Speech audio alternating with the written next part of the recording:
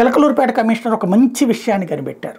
ఏంటంటే ఇప్పుడు ఈ రోడ్లు ఊడ్చేవాళ్ళు వీళ్ళంతా ఉంటారు కదా, పారిశుద్ధ్య కార్మికులు, వీళ్ళకి మంచి జీతాలే వస్తున్నాయి. ఇప్పుడు ఇదివరకటి రోజుల్లో 2000, 3000 వచ్చే దగ్గర నుంచి ఇప్పుడు 15,000, 20,000 రేంజ్లో డబ్బులు వస్తున్నాయి. కాకపోతే వీళ్ళు డబ్బులు నిలబెట్టుకోవడం అలవాట్లేదు. ఒకటి మద్యం అలవాటు, రెండవది వచ్చేటికి అప్పులు.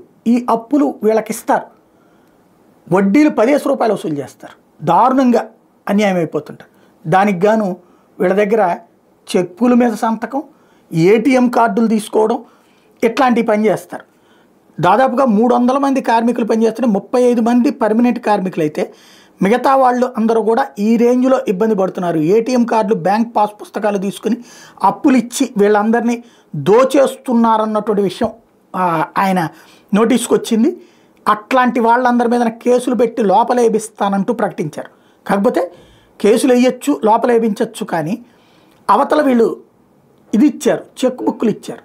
అవి తీసుకుని అవతల వేసినప్పుడు వీళ్ళ మీద కేసులు పెట్టే అవకాశం ఉంటుంది. ముందు అసలు వీళ్ళకి కౌన్సిలింగ్ ఇవ్వాలి, మద్యం మత్తులు ఇట్లా అప్పుల పాలు కాకూడదని.